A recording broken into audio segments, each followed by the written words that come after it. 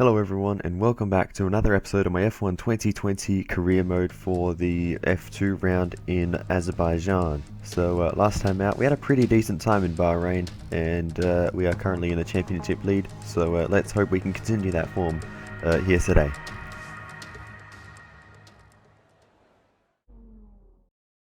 So here we are for qualifying, and I can confirm that last time the fact that we started on the qualifying tyres was a glitch, because in this race that did not happen. So yeah, I think there's an issue in the game there, but it seems to be fixed as of now. But anyway, going through the lap now, we do have a car in front of us, but if anything around this track, that should probably help us with maybe a bit of slipstream towards the end of the lap along the big straight. But a mistake here in the middle sector, just running in slightly too deep into that section, and that cost us some time through the castle section, quite nicely through there actually, and not having too many issues with the following sequence of corners, and this very awkward left-hander, just about getting that nailed as well. So this lap is actually coming together really well so far, and now through the final couple of tricky corners and across the line we go fastest. You've just put in the fastest lap. Good job. So qualifying is complete and we're all set for an exciting race tomorrow. Your top three are the Scientist, Correa and Luca Giotto. Goodbye for now then, but we really are just getting started. Make sure you join us again for Lights Out tomorrow. And as you can see, Correa and Boccolacci continue the form they had in the opening round, so that's interesting to see.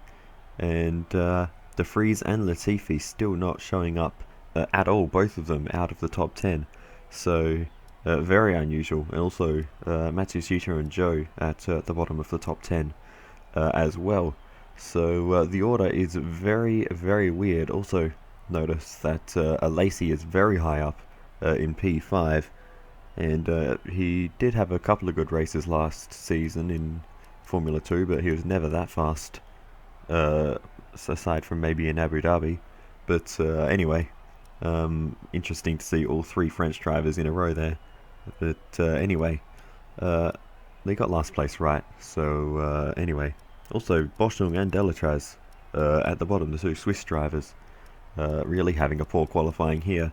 And yeah, they will be looking for maybe a better race. But yeah, interesting as well to see Delatraz at the bottom, because he's one of the better drivers in Formula 2 as well. So yeah, the order of the drives in Formula 2 seems very, very strange in this game. But anyway, we'll see if that gets patched at some point, who knows. But anyway, that's enough rambling on. Let's just get into the race.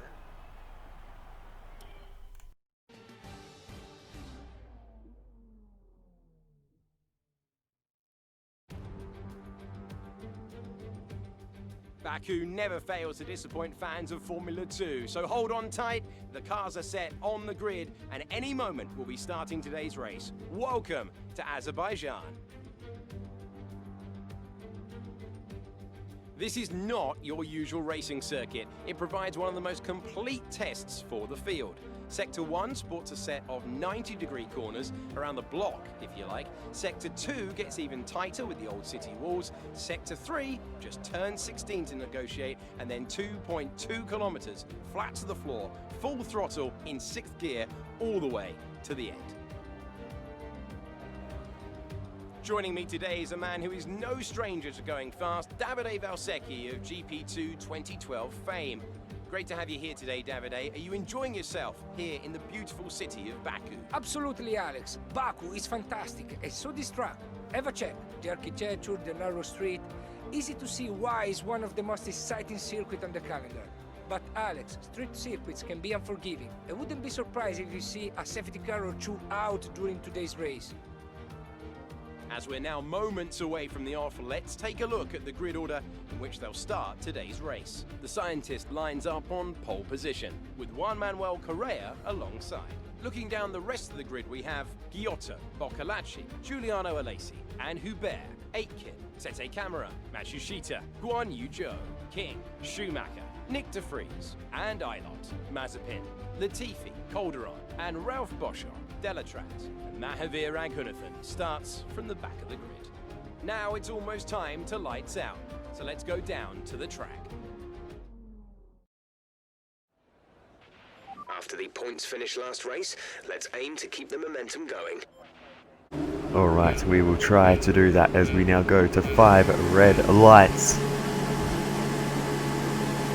And away we go for the feature race in Azerbaijan, and it is a pretty average start, but we're going to try and hold it around the outside of Correa, but he's got the drive on the exit as we're trying to get the acceleration on the outside, side by side, through turn 2, and we're going to hold it through just about without hitting the wall, and take back first position as we lose the rear end and cut off Correa, but thankfully he doesn't run into the back of us as we lost the rear end there, and we maintain the lead. But a sketchy start, but we've managed to hold on to the lead for now, so that's a good signs for this race, but we will need to watch out, because in the slipstream along the straights they are going to be very, very quick. But into the castle section now for the first time, let's hope we can get through without any major issues, and we seem to navigate it okay for now, but this couple of corners just after I find very awkward, and a big slide on the exit. Correa goes through, and we're back down into second position, and just about scraping the wall there on the outside, and I don't think we got damage from that, but that's right on the limit of what you can get away with. So yeah, very lucky escape there, as we were a bit pinched on the tight line as we go for a dive on Correa as he moved in the braking zone, and we had to take some avoiding action. We probably would have been okay if we stayed going in a straight line, but the reaction there was just to turn hard left to make sure we didn't run into the back of him. But yeah, Correa showing the signs early that he is going to defend the lead with all his might, and he did it successfully on that occasion. But moving on again now, we are putting the pressure on as we head through turn 2, and we're going to get a nice exit here, and let's see if we can make a move this time with the DRS along the straight. We should be able to get the move done fairly easily, I would imagine. So we're going to go down the inside. Correa though moves in to the braking zone again. We dive down the inside, contact between us, and we're pinched on the tight line. Correa gets a nice line around the outside and stays ahead of us. Far too aggressive. Clean passes only. We don't want a penalty. And what on earth was that? You can see how far we were pushed to the inside there, and he just decided to sweep around the outside and turned in right into us, but somehow neither of us got damage from that, so play on I suppose, as he moves in the braking zone again, locks up. 10.7 seconds. And yeah, this is getting very spicy with Juan Manuel Correa, but we're going to see if we can get a nice exit here onto the second long straight, but not going to end up close enough there. And as we continue on through this race, you can see he actually gets further and further ahead. So yeah, we did just lose a bit of pace. I'm not sure if we got damage or something, but the car is understeering like a boat at this point. The tyres might be gone, I'm not sure, but Giotto has gotten past us, as well as he's to stay with him. He might make a mistake. We could still regain the position. on the tight line there. Had to slow right down to make the corner, and we almost ran into the back of him, but thankfully got away with that one. But we're going to come back at him as he's defending to the inside. We go around the outside into turn 3. We're going to sweep around, but Giotto a good traction on the inside. Can we go down the inside into the next corner? We can, side by side through there, and we get the position back from Giotto and back up into second position for us. So great battling so far in this race, but let's hope that we can get away from this train of cars behind now, because Boccolacci, Joe, there's a couple of others trying to get involved as well. Alesi is back there, I think. So yeah, we can't hold each other up too much. Hubert's there as well, but as we lose the rear end, Giotto is through, and Hubert is catching up to us as well. We're back in the slipstream though, so we're going to see if we can go for a dive down the inside of Giotto. He moves a little bit, we smash into Hubert as he goes down the inside as well, and I think there's more contact, more other cars involved in that, but Those tyres are going to fall off the cliff soon. Take extreme care. there was very awkward moment there as Kyoto moved to cover, and we had to react and turn left. Hubert was already on our inside, and I think Boccolaci there has some damage as well, as we've made secondary contact with him, and I don't think Hubert actually made contact. He had it after the corner. That was the initial contact with us, but he did a great job to get the car stopped and turned there, and yeah, great effort by him to manage that. But we'll see him on board from Boccolaci, and he just smashes into us as we're recovering from weaving around trying to avoid Kyoto, and at the point where I hit Hubert, I had no idea where he was. I was just trying to avoid hitting the back of Kyoto, and then, oh, that was just awkward there between myself Check your MFD for a new strategy option. and Boccolaci with big damage now. But we've got a puncture on the front right as we continue on, and we've pushed these tyres to the limit, and we need to come in right now as we scrape the wall. You can hear the tyre screeching now, so we need to get to the pit lane. So in we come, braking very early with the punctured tyre here to make sure we get it stopped on the way in. We'll need a new front wing after bumping the wall there, and yeah, that is very lucky timing for that puncture to happen as we were heading into the last sector, so we don't lose too much time. And you can go as fast as you want along the straight when you've got a puncture, so that's no real issue. But a new front wing and changing the tyres, it's going to take an absolute age for a Formula 2 pit crew, because there's not really that many people to do all the work. So anyway, eventually they change the front tyres, which they can't do at the same time as the front wing, as you saw. But, okay, stay clear of the white line on the exit. We'll receive a penalty for dangerous driving if you cross over into the track.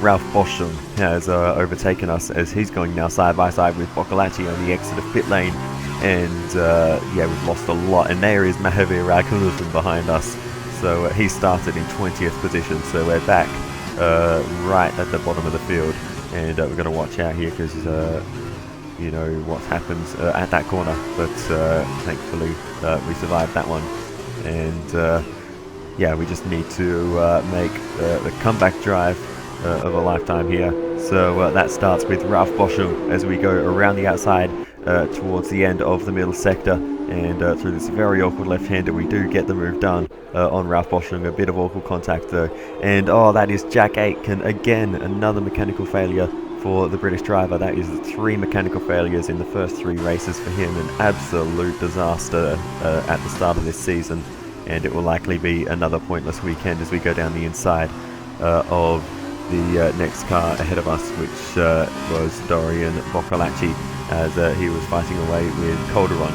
So that's Ed Calderon next up as we go round the outside into the first corner, and I was starting to predict that they're going to move last minute into the braking zone, so I just committed to the outside, and it worked out for us there as Calderon defended, and we went all the way around the outside, and it worked for us. 14th position, you're in 14th position. Delatraz just ahead. Push for the position. Gap to car in front is 2.8 seconds. But Delatraz is the next car up ahead. We do catch up to him eventually as we're going along the straight. Fastest lap of the race. Keep this up. We almost run into the back of him. 17.1 seconds. Full course caution. The safety car is out. Safety car is out, and that is a huge incident for one of the cars along the main straight there. I'm not sure who it is, but I think we go on board with Boschung, and he smacks the wall and smacks the wall again. That is a massive crash for Ralph Boschung, and that is the end of the day for him. I'm not exactly sure what the cause of that was. It's as if something broke in the steering or suspension or something, I don't know.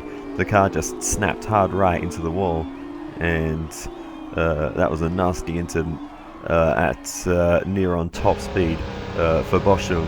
We'll have a look in slow motion. He had a lot of closing speed on Calderon, and then the car just snaps loose along the straight, and that second hit with the wall was very, very hard, and smashes the wheel off of the front of his car, and that is the end of his day. But yeah, brings out the safety car and bunches up the field once again. So yeah, that is a very nasty incident there for Boschem. We'll have a look on board with Calderon, and as I said, you can see the closing speed's massive, and I don't know what happened. The car just snapped hard right along the straight. Here's the onboard from Raghunathan, and he was very lucky not to get involved. Lucky that the car sort of stuck to the wall and didn't bounce back. But anyway, we get underway down the inside of 3 cars on the safety car restart, and we move ourselves up into 11th position, battling away a bit still with Mazepin, but getting the move done as we head through turn 2. But that was a 3-car overtake there, so that is a really nice way to get this race restarted for us, and we're going to see if we can line up more overtakes here, as they're all going to hold each other up down the inside. De Vries and Latifi into turn 3, barging Latifi out of the way, but getting the move done nonetheless. Very, very aggressive there, but we need to get ourselves back in contention. Just so you know, we're getting some strange readings from a couple of the sensors. I don't think you need to be worried, it's just some bad data, so keep doing what you're doing, and I'll let you know if we notice any genuine problems. Thanks, Jeff, for the heads up, but anyway, we will ignore that for now, as we're chasing down Callum Ilott, the other Charouz car. Correa was giving us trouble. Ilott moves in the brakes as well, but we expected that and gave him the space to move around a little bit, and we get through. So yeah, everyone seems to be defending very hard today, it seems, and we're going to need to be careful that we don't find any trouble with that, as we are trying to go almost 3 wide with Jordan King and Guan Yu Zhou, as they're battling side by side through the first few corners. This time we're just going to sit behind and see if we can get the traction down on the exit. Zhou gets a good exit, and I think he has the DRS on King as we go around the outside of King, and we've got a run on Zhou now, as we're switching back to the racing line round the outside of Guan Yu Zhou into turn 3. He's still there on the inside, but we're going to make it through round the outside and ahead of the Renault Junior driver, and we move ourselves up into 6th. Next car up ahead is Giuliano Alesi, so let's see if we can pass him as we go down the inside. Giotto having a look at the next car. I think that's Matsushita ahead of him, and it is, but no moves being made between those two, but we do get through on Alesi. Next up is Giotto, so let's see if we can make a move along the straight, risking everything through the last few corners, but we get a good exit because of that, and we're going to fly straight past Luca Giotto along the straight. DRS, but we're not going to need it because we're already down the inside, and we pull through ahead of him. Leading our teammate by 12.9 seconds. And now let's see if we can catch up and chase down Nobuharu Matsushita. This is your final lap of the race. As we move on though, you can see last lap of the race, and trying to push for a fastest lap this time around, because we couldn't catch Matsushita, who currently holds the fastest lap, and we hit the wall there. So there goes the fastest lap attempt and part of our front wing with it. But as we continue on through the lap into the castle section, we hit the wall again on the left side this time. So there is not much left of our front wing at this point, I don't think, and the car is not responding to the steering inputs at all, it feels like. From the inside, we're so slow through all these corners, and Alesi is putting the pressure on as we're heading through this very awkward section of track on its own, let alone when you've got wing damage. And Alesi is through and up into 4th position as we continue to struggle with steering and traction, and only one sector to go now, so we might be able to hold on to the position we have, but these next couple of corners are going to be extremely difficult with the damage, so we're going to have to just slow right down. The car still doesn't turn in. Zhou goes around the outside, a brave move by him, but he gets it done, and we're going to have to block off Luca Giotto, but we've managed to do that as Juan Manuel Correa takes the race win. Hubert finishes second. A great race by those two. Hubert closing up a lot by the end, but King is pulling alongside us, and I think he just got the position on the line. Pick up rubber and bring it home. And we're down to 7th at the end of the race. Absolute disaster on the last lap. Mahavi Raghunathan, driver of the day. Brilliant stuff from Charus today. What a superb victory. Tell me, Davide, what was the key to this success? Although the Formula 2 cars are all the same spec, the winner just looked better out there. It would have been a combination of getting those tires up to running temperature faster and driving to the condition on track. They made it look easy out there today. It's time for those well-deserved celebrations. They may be one of the newer teams to join F2, but the Charus team have shown they're a force to be reckoned with, taking home the victory. Well done to everyone on the team. So there you have it. A win for Correa, Hubert in second. Matsushita gets his first podium of the season, starting to recover from that disaster start in Bahrain. And I'm sure he'll be back in title contention in no time. So then, it's time to see how this result affects the Drivers' Challenge. Juan Manuel Correa takes the lead of the Drivers' Championship. And now, Davide Valsecchi, let me ask you, who is your driver of the day? Callum Elliott, for me, he made the difference. He was just the best driver of the day, overall. And now a look at the team standings. Charus moved to the top of the table. Meanwhile, Carlin moved up the table with another strong performance this weekend. The official driver of the day also did a fantastic job. But I have to vote with my heart, and today I have to go in a different direction. After all this drama, you'd be mad not to join us for the next race. We hope to see you then. Take care. That's funny. So Davide actually noting that his driver of the day was different to the official one at the end of the race. That's interesting. Little detail there. But anyway, yeah, that race kind of all went wrong at the end there. It was all going fairly well, and we're looking good for 4th position, which would have been okay, but yeah, just losing out at the end, and Jordan King getting us on the line to add insult to injury. But yeah, that was awkward with Boccolacci, Hubert, and whoever else was involved in that one. But Giotto, that was. But yeah. Not really sure what to say about that. The crash for Boschung really saved our race, because we wouldn't have gotten up into the points, I don't think, even if that didn't happen. Or if we did, we would have been the back end of the points, maybe not within the top 8. But anyway, a very weird incident though with Boschung.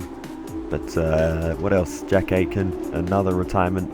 So that's 3 from 3, and unless he makes an almighty comeback in the sprint race, it will be 2 pointless weekends for him, as we barge Latifi out of the way. There was some damage for him as well. Boccolacci will be dropping down in the championship standings after a bad race today, so that'll be disappointing for him after he's had probably the best overall pace out of everyone so far. So he'll be looking to bounce back in Spain as we go around the outside of Guan Yu Zhou. That was a nice move there. But anyway, not much else to talk about from this episode. So yeah, I'll say thank you very much for watching, and I will see you in the next one. What do you mean the sprint race? Nothing happened in the sprint race. Don't worry about it.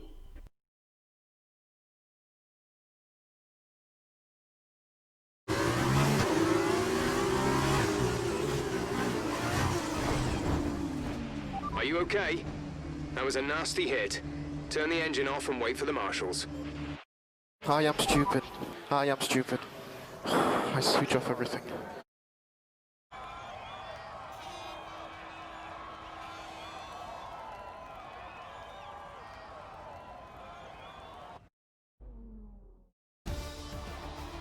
Congratulations to Charus then for their excellent win today. Davide, what do you think made the difference here? I think this race was won thanks to the tire management. You have to remember, it's not just about going as fast as you can, it's about consistency. It's about maintaining your speed over the entire race distance. So being able to keep the lap time competitive while still respecting the tires, that's where they won today.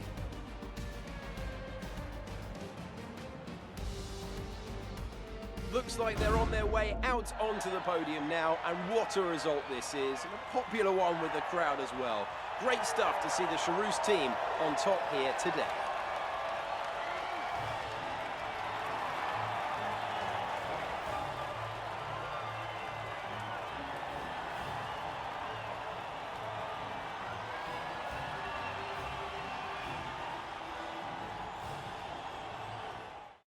After this round of the World Championship, here's how things look in the drivers' table. It's a good result for Juan Manuel Correa, who extends his advantage at the top of the championship. Now then, Davide Valsecchi, who would you say was your driver of the day? I'm going to say Jack Aitken. It was probably one of his best drivers of the season, and I was impressed. On to the teams then. Charus moved further clear at the top of the table. Meanwhile, Carlin moved up the table with another strong performance this weekend. That's the end of today's race. Thank you for joining us, and I'm sure you'll agree it was a great race and sets us up nicely for the next instalment in a few weeks' time. Take care. From Davide and I, it's goodbye.